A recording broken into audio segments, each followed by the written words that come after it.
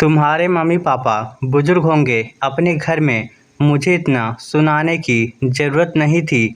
दामाद हूँ मैं उनका, उनकी बहू नहीं जो मुझे 10 बातें सुना रहे थे वो। और तुम भी बेशर्मी की तरह से सुन रही थी। कमज़ोर मत समझ लेना मुझे, ज़ुबान है मेरे पास भी, अनाज मैं भी खाता हूँ, अकल मेरी भी चलती है, सब समझ में आता है मुझे। आदित्य अपनी पत्नी नेहा को सुनाते हुए बोला।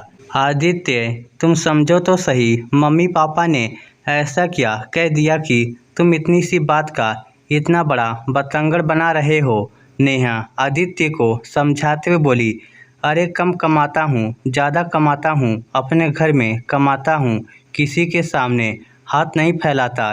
किस हक से वो मुझे इतना कुछ सुना रहे थे।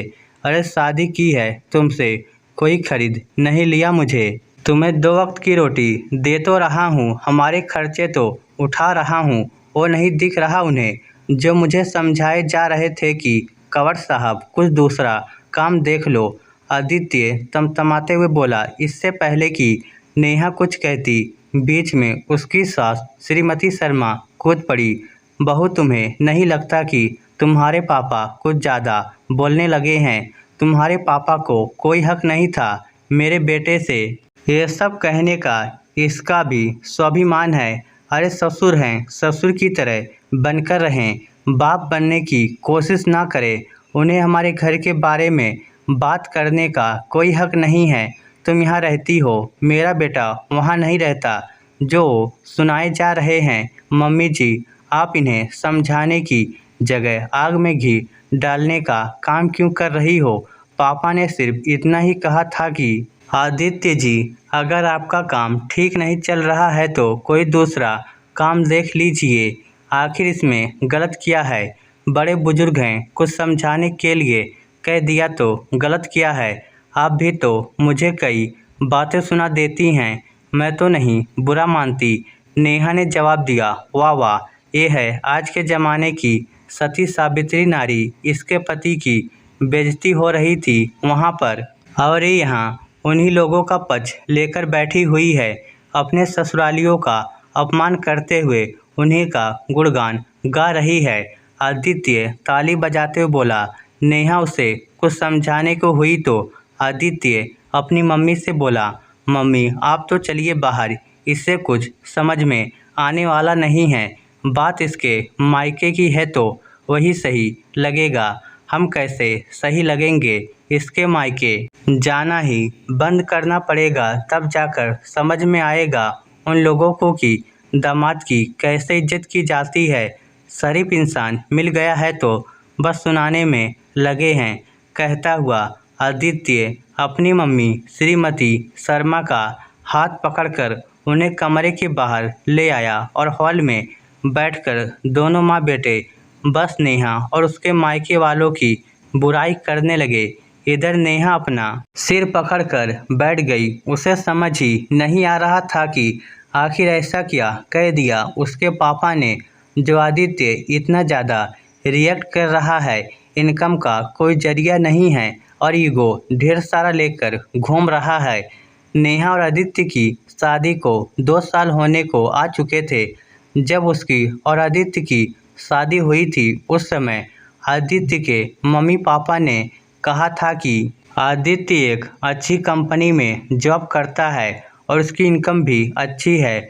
लड़का अपने पैरों पर खड़ा है और ठीक कमा रहा है, और क्या चाहिए? ये सोचकर नेहा के मम्मी पापा ने उसकी शादी आदित्य से करवा दी। लेकिन शादी के बाद पता चला कि आदित्य तो कहीं टिक कर काम ही नहीं करता। कहने को शिक्षित जरूर था, लेकिन सोच अभी भी वहीं की वही रही उसकी। जरा सा भी सुनना उसे बर्दाश्त नहीं। फिर भला ऐसे कैसे नौकरी कर पाए? शादी के कुछ दिन बाद उसके बॉस ने उसे काम से संबंधित किसी बात पर डांट दिया। बस वो नौकरी छोड़कर घर आकर बैठ गया। लेकिन श्रीमती शर्मा ने कुछ नहीं कहा। अब जब माँ ने ही कुछ नहीं कहा तो नेहा तो क्या ही कहती। कुछ दिन बाद उसने दूसरी जगह नौकरी ज्वाइन की और सिर्फ 2 दिन बाद ही उसके बॉस ने उसे लापरवाही के लिए डांट दिया तो उसने वो जॉब भी छोड़ दी। ऐसे ही शादी के 1 साल में लगभग वो 4 से 5 जॉब बदल चुका था। ज़्यादा परेशानी इसलिए नहीं हुई कि पिता की नौकरी थी, उनकी इनकम आती थी जिससे घर चल रहा था। पर श्रीमती शर्मा तो अपने बेटों को तो कुछ नहीं कहती थी, लेकिन बहू को तो सुनाती ही थी। अरे खूब पैसा नजर आ रहा है अपने ससुर के पास तुम लोगों को, जो थोड़ा कमाते धमाते भी नहीं हो। अकेले वह कैसे खर्च करेंगे। और ख़ासकर वो उस समय कहती थी जब नेहा या तो खाना खाने बैठी हो या फिर कोई नए कपड़े पहनकर बाहर आई हो। वह आदित्य को समझाने की कोशिश करती तो आदित्य तो कुछ समझने का नाम ही नहीं लेता था।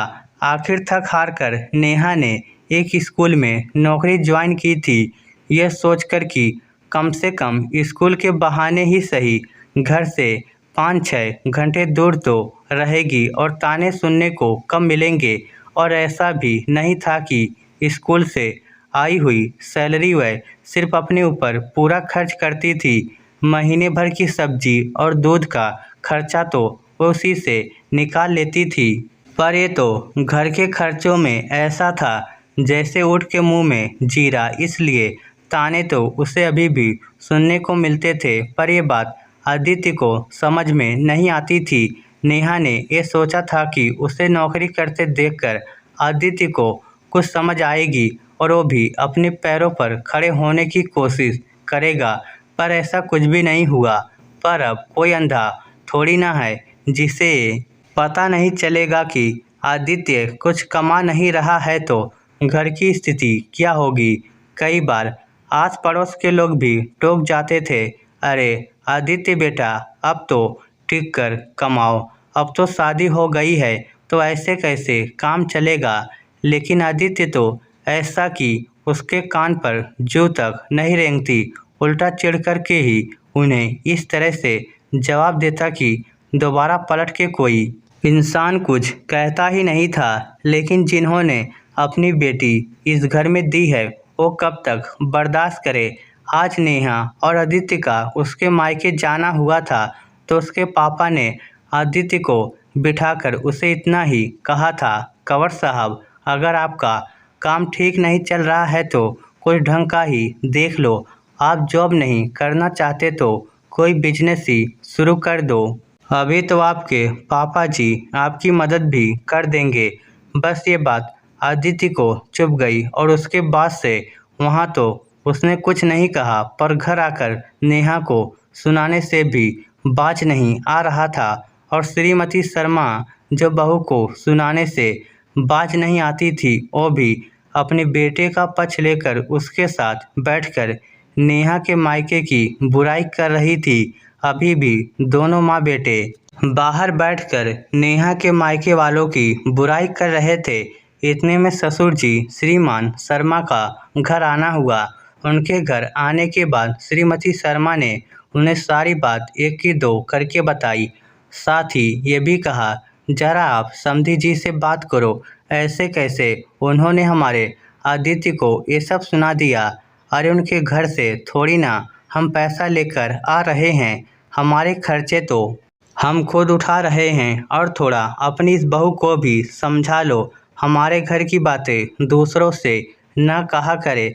अरे हमने उसके खाने पीने में कोई कमी कर दी या उसकी खर्च उठाने में कोई कमी कर दी, जो तमाशा बना रखा है आखिर क्या गलत कह दिया समधी जी ने। वो भी तो अपनी बेटी इस घर में देखकर बैठे हुए हैं, उन्हें भी तो जानने का हक है कि तुम्हारा बेटा कुछ कमा रहा है या नहीं। अरे शर्म करो, इस उम्र में इसको अपने पैरों पर खड़े होना चाहिए था, अपने परिवार का खर्चा खुद उठा लेना चाहिए था।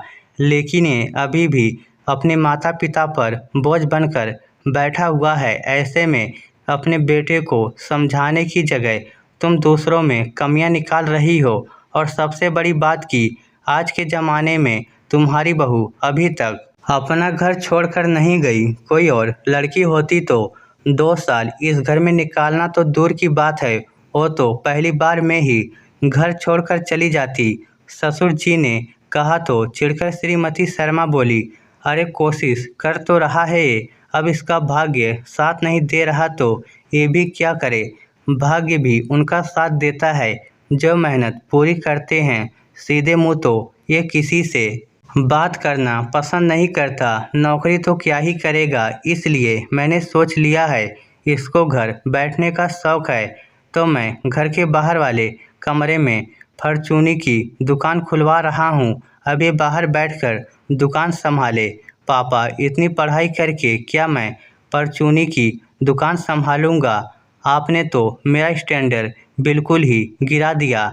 आदित्य चिढ़ते हुए बोला, वैसे भी इतना पढ़ कर के फालतू ही तो बैठा हुआ है, उसमें कौन सा तुम्हारा स्टैंडर्ड बढ़ गया? या तो सीरियसली किसी नौकरी को ज्वाइन कर लो वरना परचूनी की दुकान पर बैठो। कमाना तो तुम्हें पड़ेगा ही, वरना मुझे भी बहू के भविष्य के बारे में अब सोचना पड़ेगा। सोच रहा हूँ मैं ये आधा मकान बहू के नाम कर जाऊँ, कम से कम उसके पास कुछ तो हो। तुम पर तो मुझे भरोसा नहीं है। ससुर जी के इस फैसले के आगे श्रीमती शर्मा और आदित्य कुछ कह नहीं पाए।